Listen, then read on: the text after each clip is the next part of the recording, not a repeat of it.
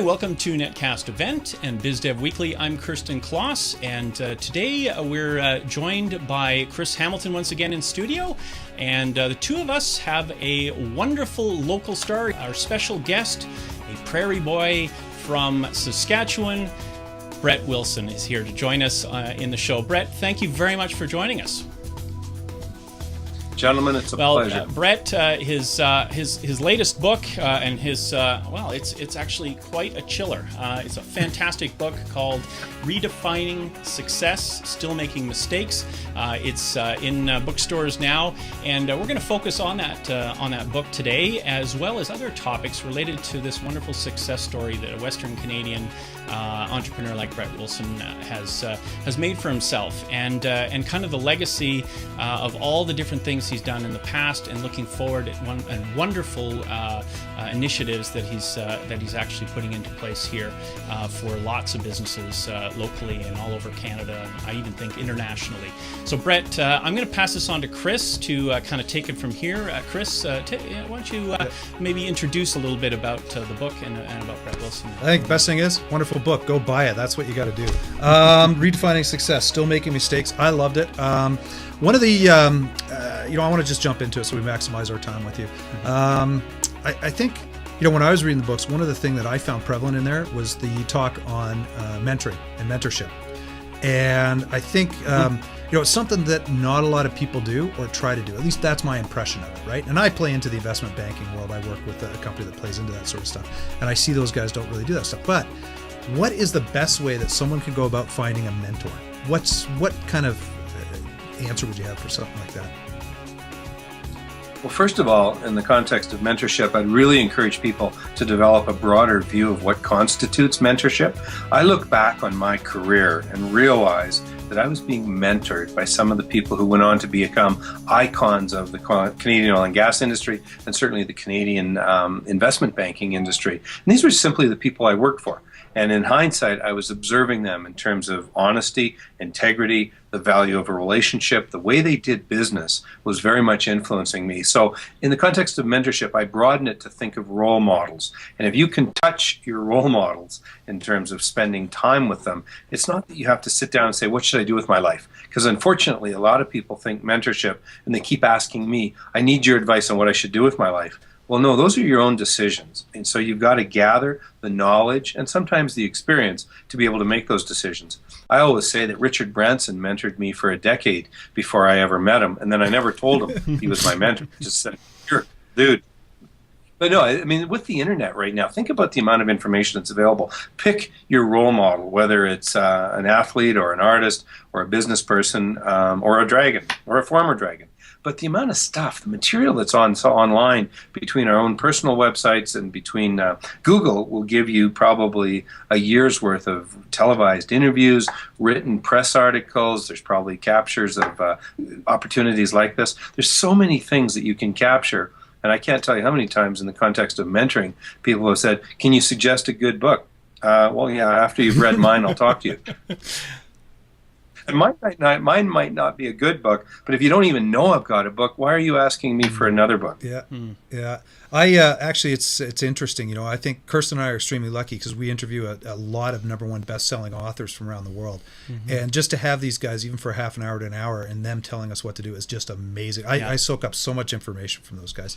Kirsten, you have any questions there? Well, first of all, here's one. I mean, I like the human story here, and I related quite closely to some of the stories you brought up here. And I just want to bring out, in chapter 3, you were talking about the idea of taking versus offering ownership, and I really liked the example of telling your son that I'm proud of you as taking ownership versus aren't you really proud of yourself?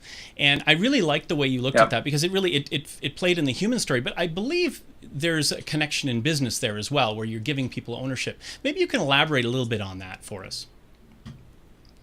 Well, sure. The context was a parenting class I took, and I took this parenting class right after I divorced because I realized, probably one of the biggest gaps in my skill set was that of a parent because I'd been largely absent as a, call it an investment banker instead of a father. So took this course, and I just remember how it resonated with me when someone said, if you tell a child that you're proud of them, you've taken ownership, as you described. And whereas if you said, you must be proud of how well you did in that math exam or on that assignment, you give them complete ownership and at the same time acknowledgement.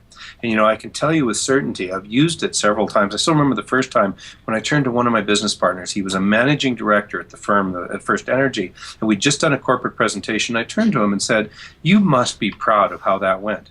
And you could feel this guy grow an inch. It was just instant, and it was acknowledgement. But again, he's my partner. He doesn't work for me. But it was a very clear acknowledgement that I respected how well he had done on that corporate presentation. I think it's relevant. That's excellent. Well, the whole idea of the book is related to this mentorship, and maybe Chris, you can kind of go from there. Well, actually, you know what? I wanted to sneak one of the questions in that Sean Durfee gave me. You bet. He gave two, but I'm going to go with the shortest one because it's easier to read. Your personal journey has many highs, but also some lows as well.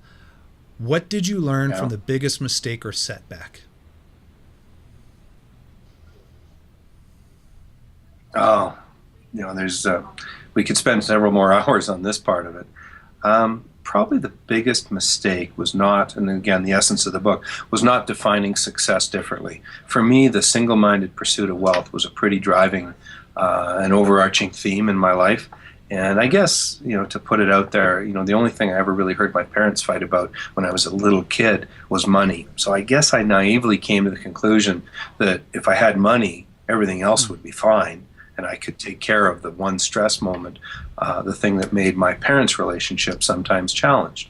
And so there I was chasing the dollar. And what did I lose while chasing the dollar? Well, I certainly lost my marriage. I almost lost my health. And I almost lost the opportunity to have a relationship with my own children. So if you want to call that a mistake, for sure. But it really stems from that first issue, which was how do you define success? And if it's as simple as wealth, then go ahead, tick the box that says I don't really care about my family, my health, and my friends. Very excellent, poignant. Excellent advice. Yeah, excellent very advice. Brett, you also, kind of in the book, you mentioned, when you help, when you suggest to entrepreneurs how they, should, how they can become entrepreneurs and how they can get into business and be successful. You mentioned the importance of education, and I was rather surprised, actually, and maybe naively, how you kind of focus more on the education through suggested courses like marketing, through entrepreneurship and philanthropy, before all the other skills that are involved in that. So here's my question, and it's not necessarily related to a business connection. You're a philanthropist, you want to go out and you want to change things. Well, let me pose this question. If you had the keys to our education system, what would you change to carve it into a direction that would generate, a better society as a whole? Well, I fundamentally believe, and I'm going to go back to those three classes, I call those the essence of empowerment. And if those were taught at grade 3, grade 6, grade 9, grade 12, if they were taught as core curriculum there and at every trade school, every art college, every whether you're going to be a painter or a welder or a mechanic, whether you're going to be a lawyer, a doctor, a dentist, or studying to be a nurse or accountant or engineer, doesn't matter. I happen to believe that we will generate a different caliber of students once the first cohort goes through, where we actually truly do study marketing, philanthropy, and entrepreneurship. Why marketing? Well, in my mind, it's the essence of differentiation.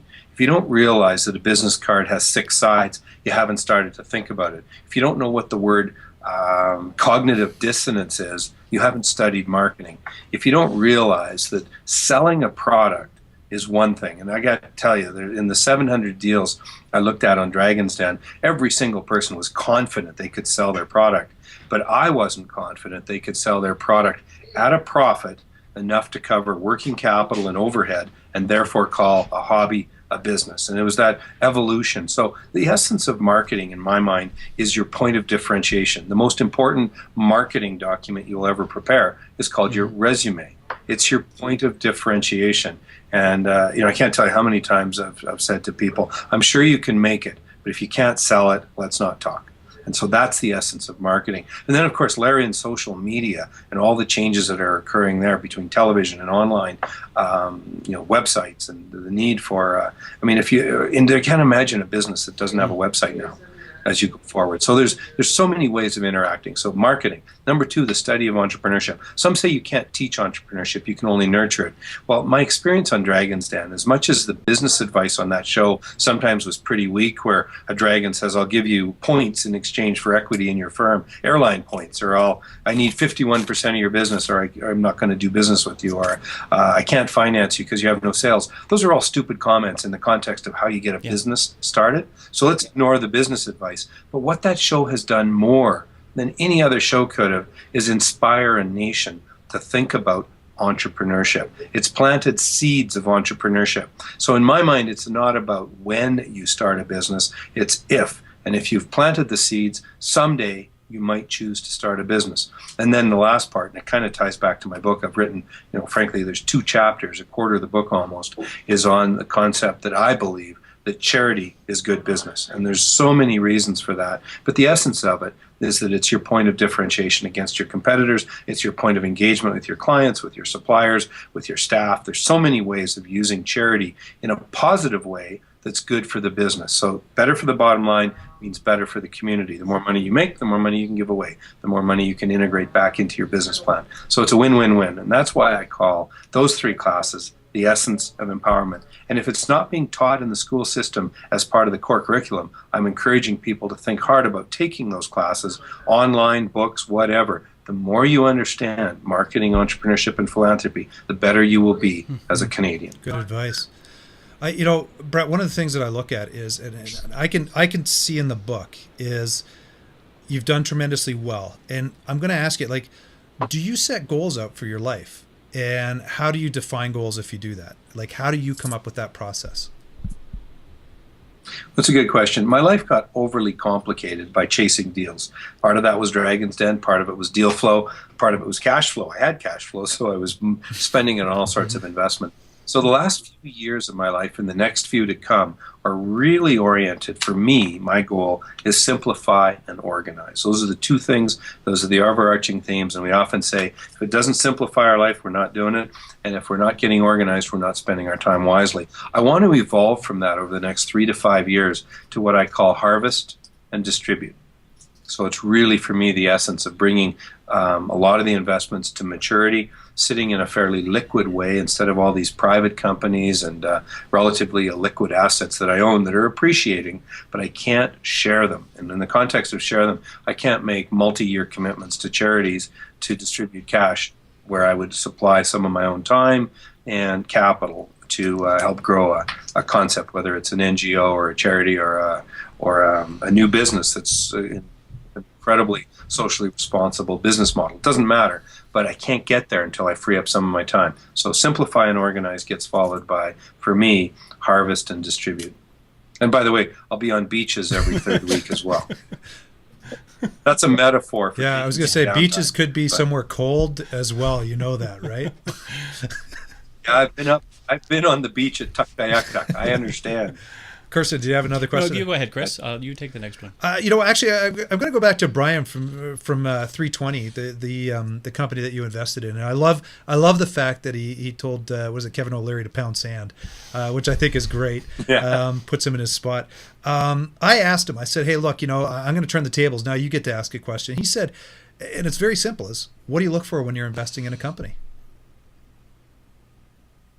Oh, it's a great question because I think he knows the answer.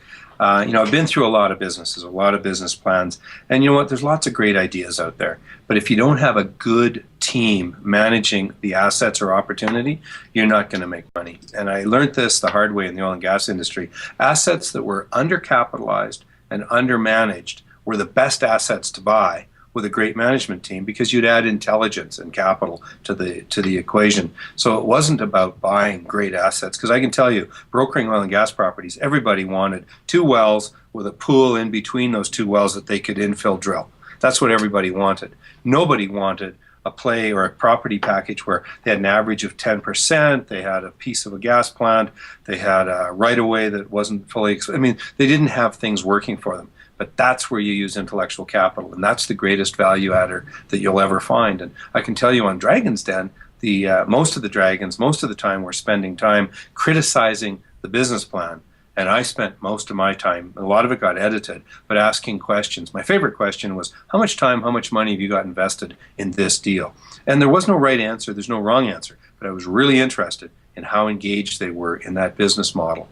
And I'll tell you by example, Uno, which was the single-wheeled motorcycle built like a Segway, what I said was, I'm investing in the brain trust that is this young kid. Well, guess what? That motorcycle didn't work out the way we wanted to, but his next idea killed it. I remember the motorcycle. What was his next idea? I don't know that one.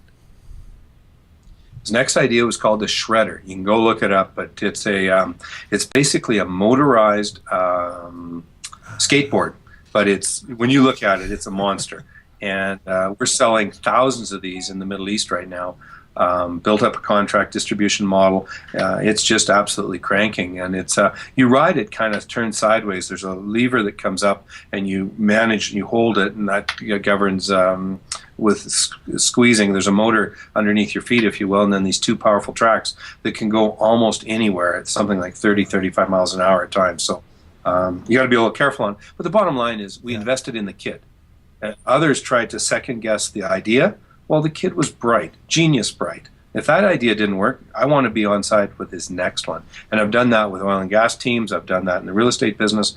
Investing with the right people makes all the difference. And in your book, you cite so many examples, both in the you investing in people in the organizations that basically turned incredible profits, and the values went up so much. And your initial engagement was that you rated the people, and that was so important. But there's also great examples in the book about all the philanthropic experiences you've had with organizations. Again, believing in the people first. Yep. And I think you've almost answered my next question, which was, how do you pick a philanthropic or a charitable organization? And I find that there's so much out there now that's how it's being misused right now by certain groups, which are making profits off this whole personal gains off these nonprofits. How do you cut through all the noise and make the right decision on who to invest in as far as philanthropic?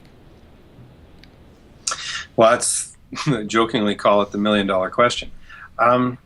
As First Energy, we chose to support hundreds and hundreds and hundreds, 500 or 600 different charities. So here's a group of 50, 60, 70 employees originally, and we're supporting 400 or 500 different charities. I called that breadth over depth for marketing purposes. Now, I personally am a serial philanthropist. I work with a cause, raise awareness, raise money, move on. And so I've worked with literally 50, 60, maybe 100 different charities where I've done something meaningful, whether it was an event or a check, or done something that was meaningful in terms of raising awareness of that cause, and then moved on. And that's fine. That's a completely different model. And then the third one is where you might choose a single cause and stay with it. Maybe a business says, hey, we want to be known for supporting a cause that provides beds for children in Ethiopia. It doesn't matter. Pick a cause, run with it. And it doesn't matter which. It matters if. And so if you're going to choose one and run with it, great. In my case, going forward, all causes are generally going to connect to things that are closest to me, whether it's the troops, whether it's veterans, whether it's for family reasons, eating disorder. We're going to spend time working on the causes that are closest to my family and friends. There are so many. It's really hard to choose. I get that. Chris? Sure. You know what? I got a question here from a buddy of mine, Mike Thompson. He owns Independent Capital. I think you've met him before through Bill DeYoung. So Mike's question was, there's been a severe downturn in various industries. The public capital market. What advice do you have for company principals that are exploring business opportunities and looking to reinvent themselves? Oh, well, if I had the answer to that, we wouldn't be on this call. I'd be out doing things. I mean, where are there opportunities in this world? Well, I happen to think that the service industry is still underserved in terms of the way we can do things for each other. And then as business opportunities go, I think there's an incredible opportunity in electric transportation with less than 4 wheels. So it's 2 and 3 wheel and maybe 1 wheel, but 2 and 3 wheeled electric transportation is a business that hasn't really been thought through. It's environmentally friendly. It's got technology going on its side. Just by example, the whole concept of reinventing yourself. I mean, what are your skills? What are your interests? Spend some time, study marketing, and then think about what you want to do differently. So you've kind of asked 2 questions there. What does the individual do? And I kind of answered it with a little bit of where do I think we should spend time and money if you were starting a new business. And there's lots more ideas. Yeah, that's the nice thing is there's always ideas, isn't there? That's the good thing. Yeah. And it's really having the courage. I mean, a lot of people describe entrepreneurs in the context of being risk takers. And I say just the opposite. Entrepreneurs are people who don't take risk. For the sake of taking risk, they take measured risk because the returns are extraordinary. And by measured risk, it's measured by the degree of risk and the scale of the risk. And sometimes what is highly risky to my father is a layup and an easy deal for me to do. It's a matter of having experience and trust in yourself. You know, entrepreneurs don't roll the dice like someone going to Vegas. Entrepreneurs believe in themselves. Whatever it takes to get them there. I mean, I describe in my book flying on a plane where someone asked me if my boss at the time had what it would take to turn our little investment bank into a big investment bank. And I paused because you don't slag your boss to your client. But in that pause, he turned to me and said, if you ever go on your own, I would hire you. Well, for me, that took all the risk out of starting my own business. Now, this guy didn't hire me for a couple of years, but what it meant was that someone would hire me. Gives you that sense of, you know what, I'm worthy of this sort of stuff. Hey, by the way, one thing you put in the book, I think page 131, which I love, is are entrepreneurs born or made? I think your answer is yes. Love that. Love that. Yeah. It was one of the things that stuck with me. Yeah, the whole nature versus nurture.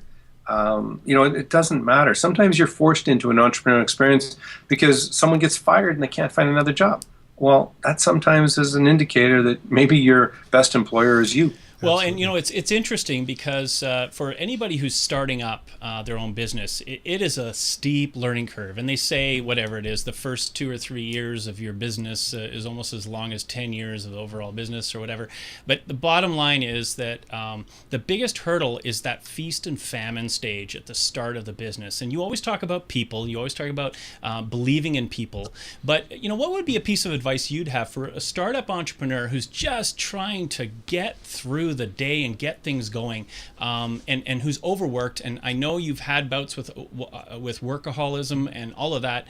What would be your recommendation to that entrepreneur who's just trying to carve it out? Well, I'm going to take you down a slightly different path than you might expect, but for me it all comes down to how you start the day. And if you can start with a great breakfast, and I've got my own views on what that is, start with a short workout because that's going to be good for your mind and your body. And then start with laying out your day. Get a to-do list going. Steward to it. Understand the difference between urgent and important. I'll leave people to do that. But again, great breakfast, great workout, and a simple workout. You don't need to do a lot. A quick jog around the block or a fast walk with the dog doesn't matter. But 10, 15 minutes. If you can't get in a full workout, do something. And then take that 10 or 15 minutes to lay out your day. Because otherwise, as soon as you get into the office or whatever kind of work environment you're in scramble mode. And if you don't have control of the scramble, it has control of you. Fantastic advice. Kirsten, we're at the top of the hour here. So, that's Bret, great. we're cognizant of your time. Anyone that had questions, sorry we couldn't get to them. I'm going to make a couple comments. You have a lot of adoring fans. I just want to tell you that because I have people telling me, would you tell Bret to please look at the camera, not look down, because we want to see his eyes. So sorry to say this, but they're following you onto the netcasts as well. And we really we apologize for not getting to all your questions. We didn't anticipate that they'd be coming in this quick. What we're going to do here is we will forward those off to your staff, Bret, so that those can at least be forwarded on to you. Sure, Bret, like he has nothing else to do. Well, at least somebody can respond some way. Bret. Well, here's another thought, Chris and Kirsten. Why don't we do this again in 3 months' time? I'd love to. Great Would idea. Absolutely love to. By the way, I'm holding your book up again. You're going to write another book in 3 months? No, I'll just put another cover on. Actually, you know the same what? book. Kirsten It'll and I look noticed that his cover and my cover are different, right? He's got the hard cover, and I've got the soft cover. Yeah. And I got a signed copy, so I'm very, very proud of that. I'm burned. Listen, I don't have a signed copy. For everyone that's watching, get this book. Look at the links below.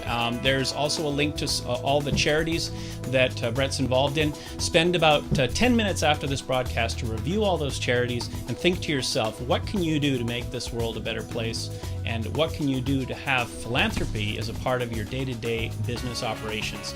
Read chapter 3. And it is profitable, apparently. It does work. It is a way it does. So, Bret, thank you very much for joining us on the show. We really appreciate your time. Perfect. My privilege. Thanks, guys. And thank you all for watching. It's BizDev Weekly, Chris Hamilton, and myself. Thanks very much for watching.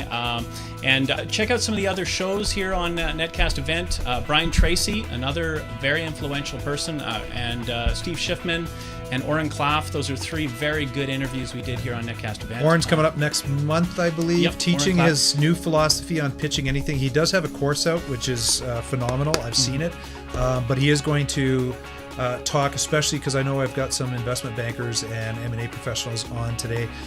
He's going to give his philosophy on pitching. It's amazing. His book is like hands down amazing. I highly recommend it. Yeah. And we'll have a couple other guys on in the near future as well. A high energy interview.